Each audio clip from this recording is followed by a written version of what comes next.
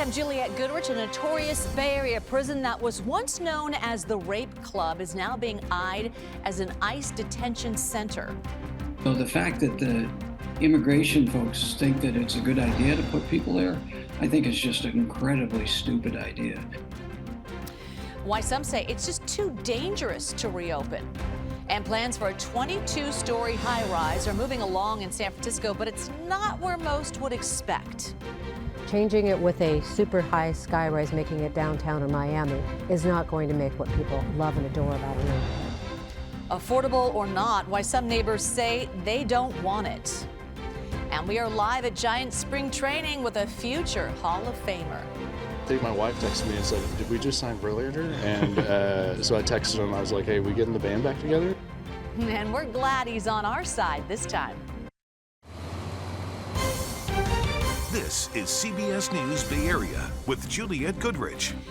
Good evening. Immigration arrests have ramped up since President Trump took office, and tonight we are learning that the Bay Area may play a role in housing those who have been detained. No official numbers from ICE, but CBS News learned they have made so many arrests that their detention centers are full, even forcing them to let some detainees go with supervision. ICE is now reportedly looking for new detention facilities. And this is where the Bay Area comes into play. Among the sites considered, FCI Dublin, a scandal-plagued prison that only recently shut down. But some are not only opposing the reopening, they say all of it should be torn down. John Remus shows us why. The Federal Correction Institution in Dublin had been mired in abuse scandals for years, but when it closed in April, one of the reasons given was that the buildings were in such poor physical shape. Now it appears ICE thinks there could be a use for the facility after all.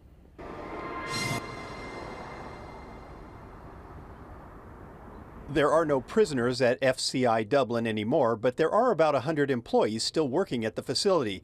And the union that represents them has confirmed that ICE officials have toured the site as recently as last week. Well, there are people there just to maintain the facility, my understanding. But the Bureau of Prisons basically said that it was uninhabitable because of the asbestos problems, toxic mold having been through there. The building is disgusting. There shouldn't be people in it. It should be bulldozed and I think changed to a better use.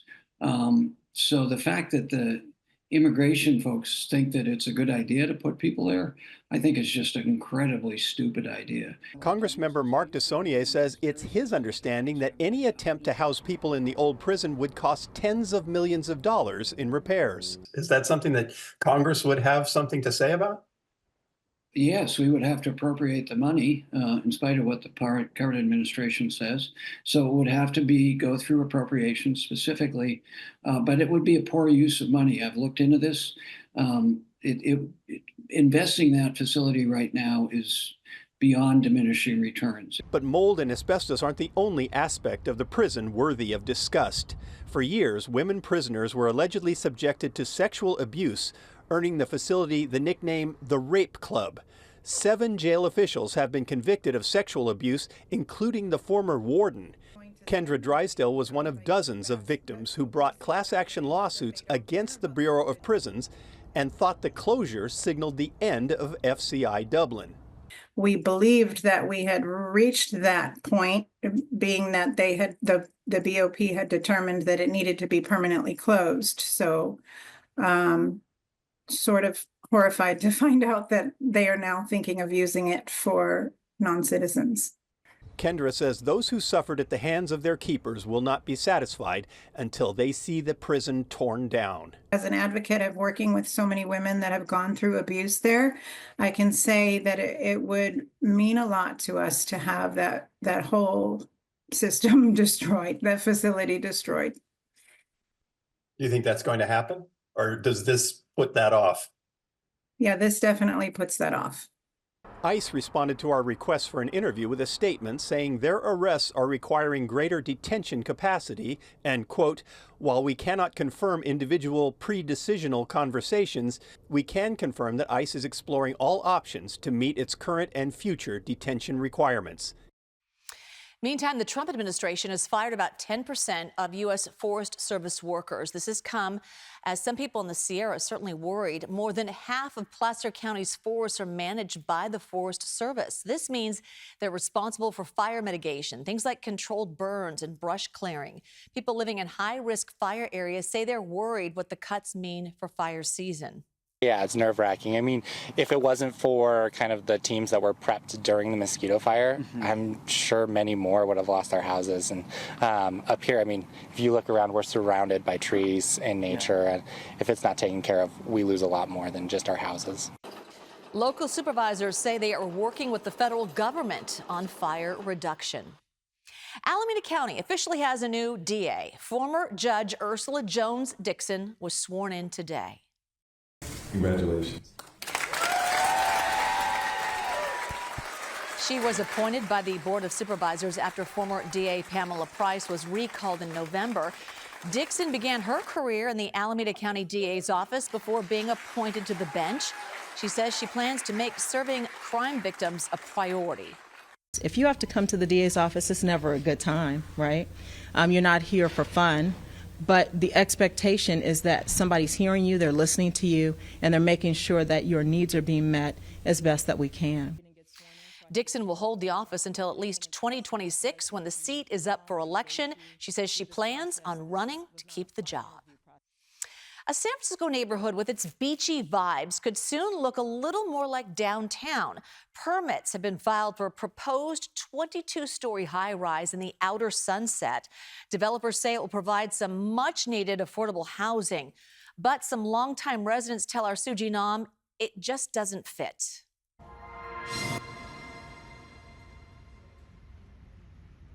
Renee Lazier has been living in this quaint neighborhood in the Sunset District for more than 2 decades. The fifth-generation Californian says the charm of her neighborhood is what brings people in. Historic single-family homes right by the San Francisco Zoo and Ocean Beach. My home was built when there was only 12 houses on the block and it was sand dunes. We're built on sand. But Renee is disappointed to hear that plans for a sky-rise condo building have been proposed to the city. It's why people moved out here in the first place. They loved the neighborhood. Changing it with a super high skyrise, making it downtown or Miami, is not going to make what people love and adore about our neighborhood. This is a second plan for a high-rise at the site at 2700 Sloat Boulevard. Developers pitched a 50-floor skyrise tower to replace the Sloat Garden Center. That plan was rejected by the city.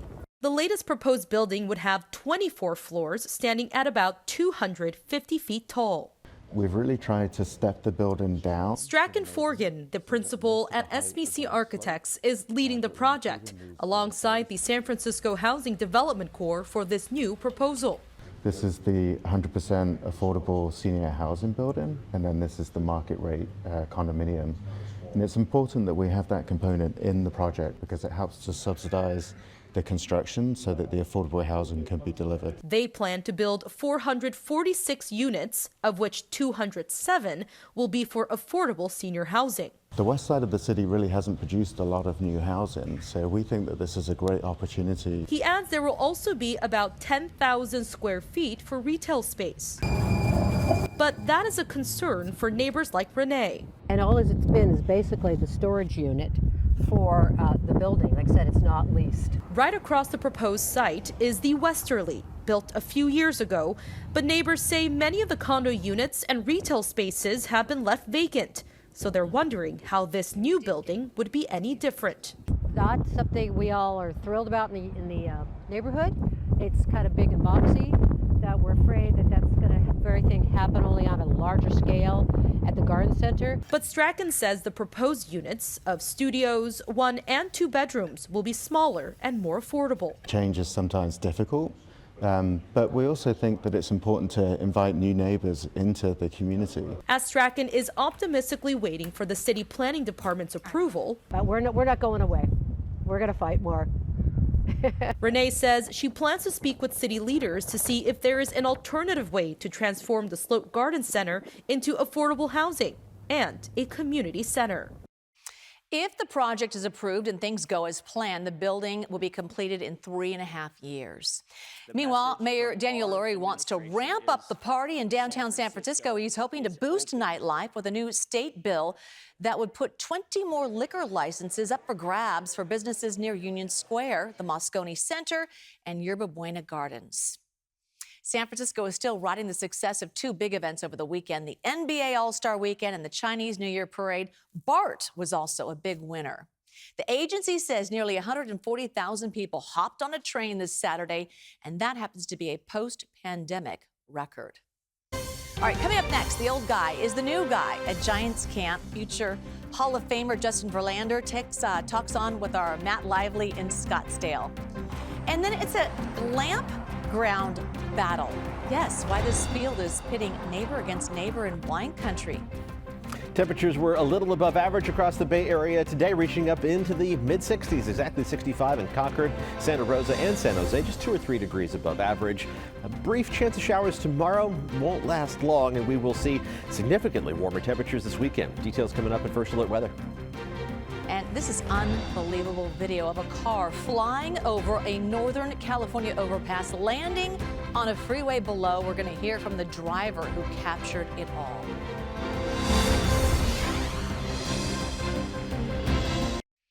Glamping in wine country. It is the hot topic in Napa tonight. The city council is meeting right now to weigh in on final approval for a proposed luxury glamping resort. It's called the Grange Campground. The 12.5-acre resort is expected to have 100 high-end camping trailers and tents, 5 buildings, trails, and also recreation areas. The proposed site is on the west side of the Silverado Trail between Hagen Road and Stonecrest Drive, and while some say it's going to bring an economic boost, critics are saying the project actually poses a fire risk and will increase traffic in the already congested area. It's a very creative idea. It just happens to be in the wrong location. The site floods. The Silverado Trail itself is a dangerous 2-lane highway with no bicycle lanes on either side that are safe. In October, Napa's Planning Commission unanimously recommended approval of the project to the City Council. All right, now let's talk some baseball. Spring training underway. The Giants held their first full squad workout on Monday. And today, our team, led by Matt Lively, reported for camp in Scottsdale. It may only be February, but the Giants have been thinking about October before spring training even began. That's why they went out and they signed baseball's all-time postseason strikeout leader and a future Hall of Fame pitcher. I've got a really good feeling about this team, these guys, just this situation. And I'm pretty excited about it. Justin Verlander was one of the marquee free agent signings this offseason by San Francisco. The 3-time Cy Young winner and 2-time World Series champ will bolster their rotation. Giants weren't really a team that I had really considered much, but then after talking to Buster and having some of these guys reach out to me, it really grew on me, the idea. Verlander said the only teammate he really knew was Robbie Ray, who pitched with him in Detroit. How did you learn that Justin signed, and then what was your immediate reaction? I think my wife texted me and said, "Did we just sign Verlander?" And so I texted him. I was like, "Hey, we getting the band back together?" Verlander's addition felt like a base knock for third baseman Matt Chapman, who grew up watching him and no longer has to face the former MVP. I feel like a little kid when I'm around him. I've been watching him pitch since I was, a young kid. So he was in the major leagues in 2005 and I was 12. So that was like prime time of me loving baseball and watching the game. Just being able to play behind him and not have to face him anymore is going to be fun. Giants skipper Bob Melvin is excited to pencil in Verlander's name to his own rotation after being on the wrong side of playoff losses thanks to the righty. He came in and apologized to me right away. I'm not going to tell you what I told him. Bill Mel said that you immediately apologized to him about the playoff departures. Yeah, I did. We got to get off on a new foot, So, yeah, he said you caused me a lot of heartache, and I'm like, yeah, sorry about that, but not sorry, but glad to be on the same side now. The Giants now hope that those wins will come in orange and black, and Verlander is hoping to hit the 300 career win mark. He is just 38 away. All right, that's exciting. I like that. Get the band back together again. Yeah, baseball season right around the corner. I know. Doesn't quite feel like it yet, but we're getting there. Matt's enjoying the Matt's enjoying, weather there. Yeah, the desert air. Yeah. And we're going to have a little taste of springtime in our forecast as well by the time the weekend rolls around. Okay.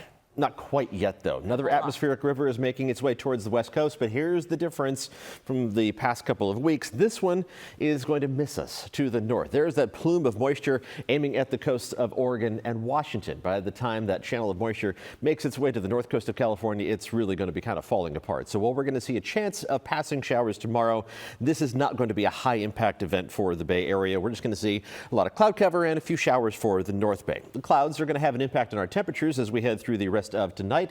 Let's see if we can pop up our box here on the map. I think our tracker got turned off. That's going to impact where that decides to go. Okay, let's try again, see if we can do this. And there it is. Okay, here's our temperature map right now. We're looking at temperatures mostly in the 50s across the Bay Area. In fact, everybody checking in between 54 and 58 degrees. Not a whole lot of variation. Mild conditions for a February evening, considering the sun's been down for about 90 minutes at this point. But that blanket of clouds overhead holding some warmth near ground level, and that'll be the case as we head through the rest of tonight, with temperatures only dropping down to the mid to upper 40s. Not a whole lot of variation on the map, whether you look at the North Bay, Bayside, or inland in the East Bay and the Santa Clara Valley. Everybody between 44 and 48 degrees. That is a consistent temperature pattern across the entire region. A little more variation to our highs tomorrow once that chance of showers moves through, but we're going to be within a couple degrees of average for mid to late February. Low 60s in the Santa Clara Valley and east of the Oakland Hills. A mix of upper 50s and low 60s around the Bay, mostly upper 50s along the coast, and low 60s for the North Bay as well. And the North Bay does have the best chance of picking up at least a little bit of moisture out of this system. Let's take a look at the radar simulation, and we'll start from midnight through 6 o'clock in the morning. One wave of moisture is going to move off to the east. This is all going to evaporate on the way down. The actual showers are going to hit the coast of the North Bay around 6 a.m.